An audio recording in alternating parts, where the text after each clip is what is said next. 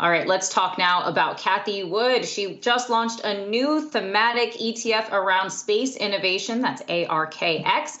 But our next guest is raising some red flags about their flagship ETF. That's ARKK. Now, he says that ARK's thematic approach is, quote, ill prepared for a major plot twist in the market. So let's bring on Robby Greengold, strategist for Morningstar's U.S. equity strategies team. So, Robby, you really pulled no punches here when it came to some of this criticism. You called, I'm going to quote you here, you called the team inexperienced. You said that they lacked really stringent risk controls and that the portfolio is more vulnerable to severe losses. So what would it take, for that plot twist to come true, for that almost doomsday scenario that you're painting?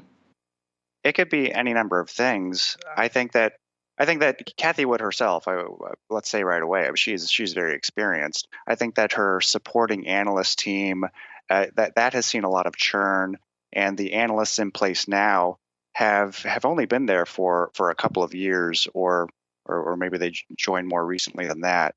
And so yeah, I'll say that just about the inexperience of the team, and just relative to other of its peers that are investing in these sorts of innovative, disruptive platforms that ARK likes.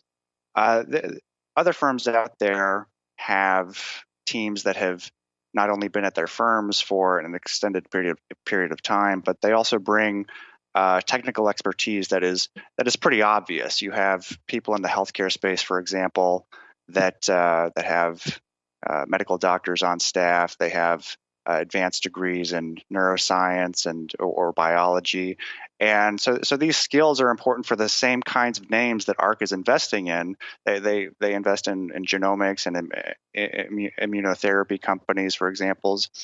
Now the downsides, the red flags just surrounding the lax risk controls that we see. This is an issue that is really.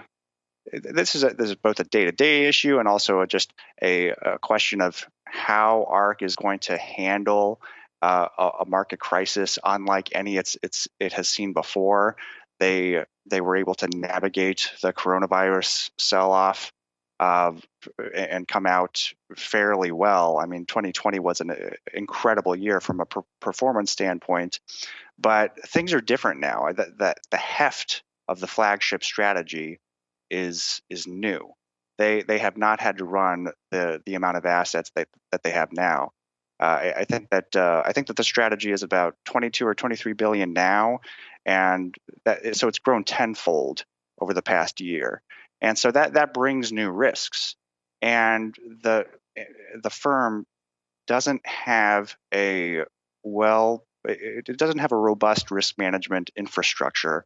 There's nobody dedicated to risk management, and it's all the more important for a firm like this one that is a high return, high risk. It takes a high return, high risk philosophy. Some of its rivals don't need such attention to risk because they are, benchmark aware, or they are, that they have some sort of portfolio construction parameters that they will manage within. And ARK doesn't have very much of that at all.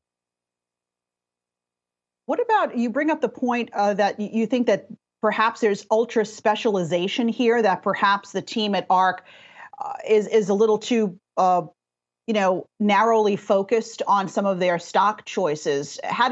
Why do you say that, and how does that leave them vulnerable? Well, I don't think that is, I wouldn't call that a red flag, because they are investing in just these 5 disruptive platforms that they've identified: artificial intelligence, blockchain, energy storage, robotics, and what would be the 5th one?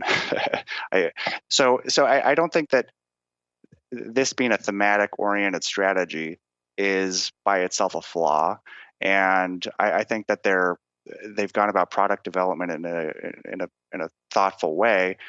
They've invested in these themes because they think they have longevity. So they probably wouldn't think that this ultra specialization within, going back to healthcare once again, they're investing in just a handful of healthcare companies that are tied to these specific themes of DNA sequencing or immunotherapy. And when you look at some of some of ARK's competition, their healthcare teams are looking across biotech and pharma, and they have just more hands on deck, and they are collaborating across the team. And so, right. It's just that we come out as we rate that pillar, the people pillar, we come out at average because I think that I think we should give credit for the experience that is there, especially at the top.